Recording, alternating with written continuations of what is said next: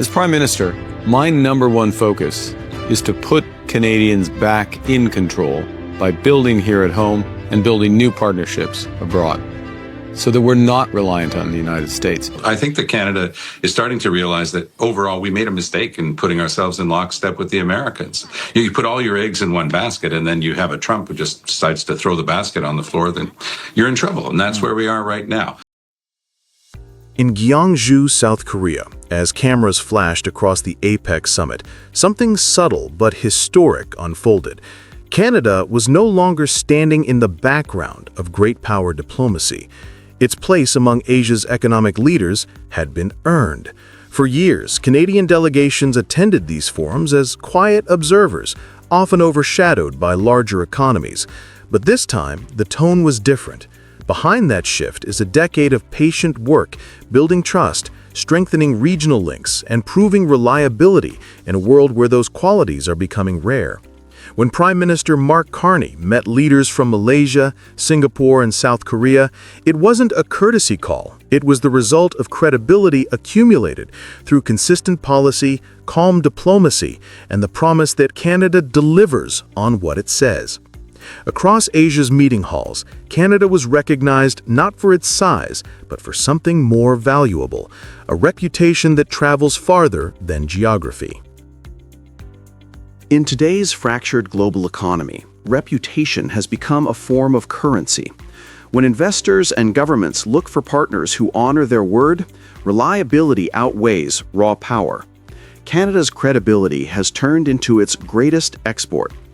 Business councils across Southeast Asia describe Canada as a safe pair of hands, a country that keeps its markets open and its policies predictable even when others turn inward. The Canada-ASEAN Business Council, which has worked for more than 10 years to deepen economic ties, says that the groundwork is finally paying off. In 2024, trade between Canada and the Indo-Pacific region reached roughly $260 billion, according to Statistics Canada. Still far smaller than the $1.3 trillion Canada exchanges with the United States, but rising every quarter. What matters is the direction of travel. Canada is expanding where global growth is strongest and where long-term partnerships can be built on trust rather than turbulence. Reputation, once an abstract ideal, is now measurable in deals signed, meetings held, and markets opened. Prime Minister Carney's whirlwind tour of Malaysia, Singapore, and South Korea symbolized that new reality. In Kuala Lumpur, he met with ASEAN business leaders and described a world in transition, one where reliability counts more than rhetoric. His message resonated. For nations balancing between major powers, Canada offers a middle path: open trade without political strings, cooperation without confrontation. The numbers support this pivot. ASEAN, a bloc of 10 nations with more than 660 million people, is projected by the International Monetary Fund to be one of the fastest-growing regions through 2040. Over the past decade, Canadian firms have expanded quietly there in mining, agri-food, and clean energy projects that emphasize transparency and environmental standards. Carney's diplomacy is not about grandstanding. It is about planting flags of trust in economies that will define the next generation of global growth. Each handshake in Asia is a reminder that reputation built at home can open doors abroad. It's our country, it's your future, and we are going to give it back to you. Back in Ottawa, Carney's national address captured the deeper philosophy guiding this shift. "This is our country," he said. "It's your future." The speech wasn't about isolation, it was about self-reliance. For decades, Canada's prosperity was tied almost entirely to the United States. When the American economy stumbled, so did Canada's. Carney's goal is to break that dependency by strengthening what he calls the nation's economic sovereignty. His plan is straightforward but ambitious. Federal spending will be restrained to free resources for what truly drives productivity: homes, ports, electricity grids, and industrial corridors that move goods to the world. The government aims to rebuild domestic capacity in steel, aluminum, and technology manufacturing. Today, only about 40% of the steel purchased in Canada is produced domestically, according to the Canadian Steel Producers Association. Carney's target is to lift that share through Buy Canadian procurement rules and incentives for local producers. The principle is clear: a country that builds at home earns respect abroad. A nation confident in its own capacity can negotiate globally from strength, not dependence. Canada's growing presence in Asia reflects more than trade policy. It signals a transformation in national identity. The country once viewed itself mainly as America's reliable neighbor. Now it is becoming a reliable partner to the world. Analysts point to the consistency of Canadian diplomacy: measured language, predictable regulation, and a willingness to mediate rather than polarize. Asian governments appreciate a partner that does not force them to choose sides.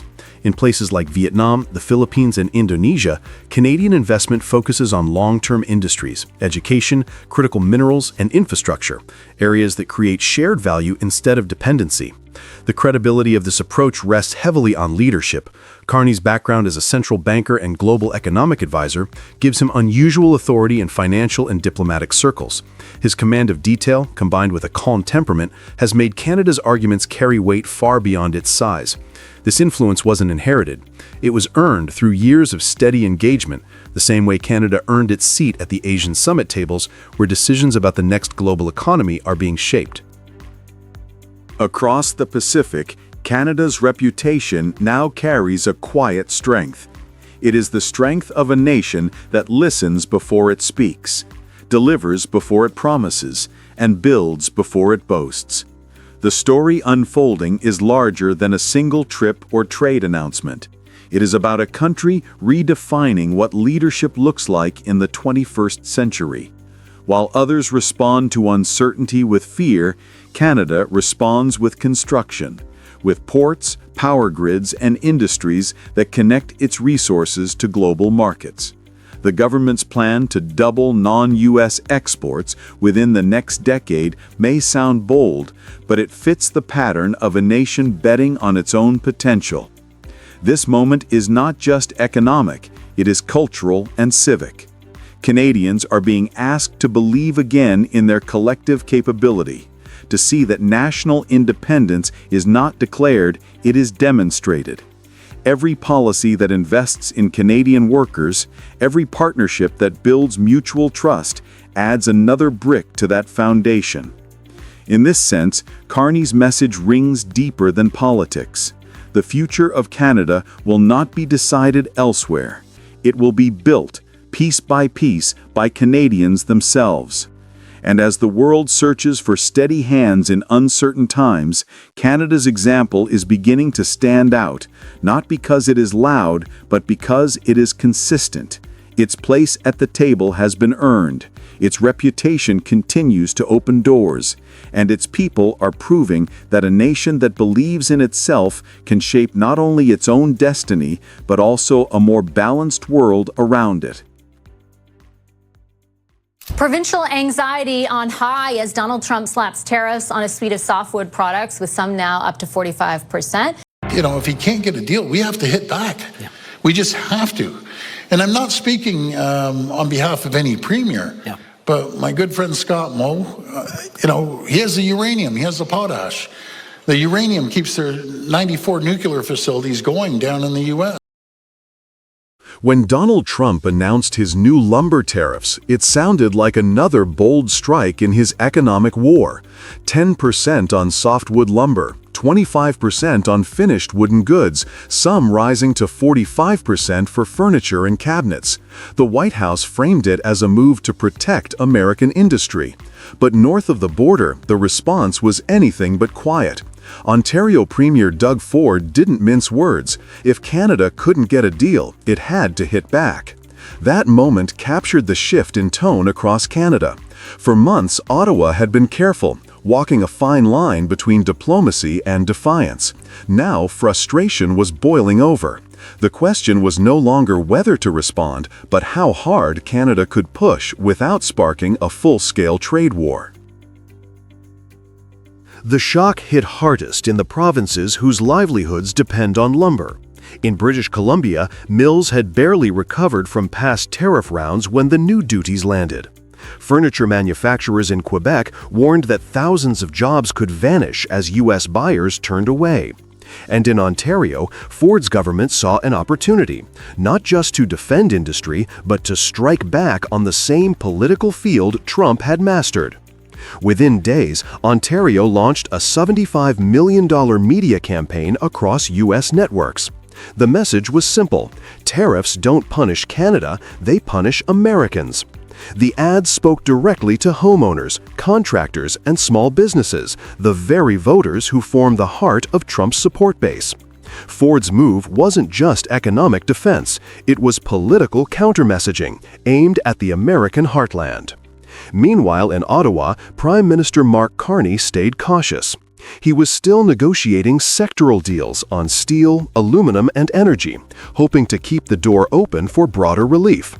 His silence on lumber frustrated Western leaders, who saw their industries bleeding. But it also reflected a delicate calculation. Retaliation could cost Canada leverage just as technical talks were gaining traction. Still, unity was cracking. Ford's aggressive posture and British Columbia's anger contrasted with Carney's restraint. The old Team Canada facade was fading, replaced by a more regional, competitive voice. For Trump, the lumber tariff fit perfectly into his political playbook. It was a quick way to look tough on trade at a time when inflation and a budget standoff were eroding confidence. He invoked Section 232, a law meant for national security emergencies, to justify the move, giving him sweeping power without Congress. It was strong optics, but economically, it was a high-risk bet. The United States imports more than 75% of its softwood lumber from Canada.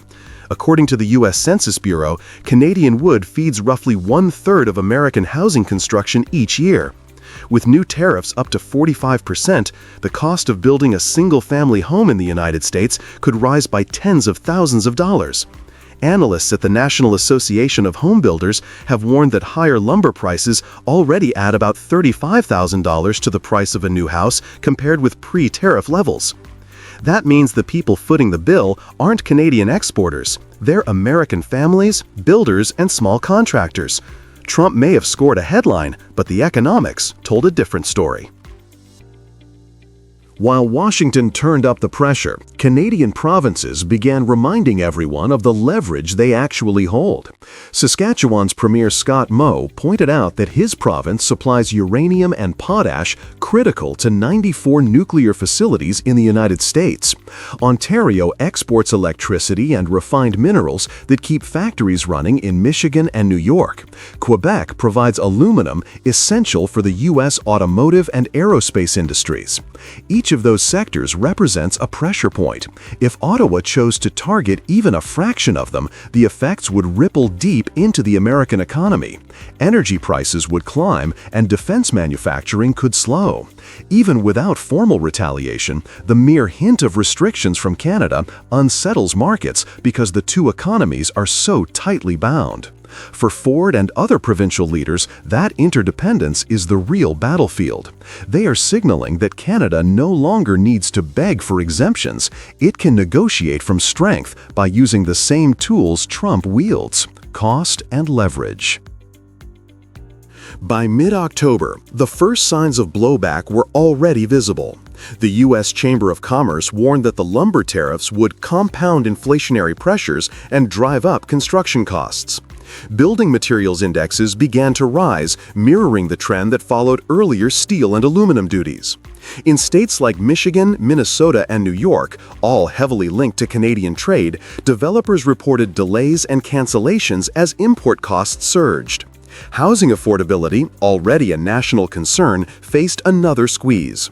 The Federal Reserve's latest data show housing materials contributing roughly 0.4 percentage points to inflation growth in the third quarter of 2025. A sustained rise in lumber costs could double that impact within months. For the White House, that's dangerous territory. Trump's promise to make housing affordable and revive domestic production now collides with a policy that does the opposite. His core voters, construction workers, small builders, and middle-class homeowners, are the ones absorbing the shock. The irony is unmistakable. A tariff meant to defend American jobs is eroding the very sector that employs them. And politically, the optics are shifting. Governors across the Great Lakes region, both Republican and Democrat, are quietly urging restraint, fearing job losses in cross-border industries. What began as a symbol of strength is turning into a drag on U.S. growth and a headache for Trump's re-election narrative. In this standoff, Doug Ford has become an unexpected protagonist. His call to hit back wasn't just a slogan, it was a statement that Canada won't absorb endless economic blows without response. The Ontario campaign targeting American voters flipped the script, showing that Canada can fight a communications war on U.S. soil using the same populist language Trump perfected. Meanwhile, Prime Minister Carney continues the quieter work of negotiation, keeping doors open while the provinces flex their own muscles. It's an uneasy partnership. Ford's blunt approach draws headlines, while Carney's caution buys time. But together, they reveal a new reality. Canada is no longer reacting, it is recalibrating its power. Trump's lumber tariff was meant to prove control. Instead, it exposed dependence. The U.S. economy, intertwined with its northern neighbor, cannot isolate itself without self-inflicted pain. As inflation creeps higher and construction slows, the message becomes clearer. Protectionism may win applause, but it loses the math. In the end, Ford's defiance and Carney's diplomacy tell the same story. The era when Washington dictated and Ottawa complied is fading fast.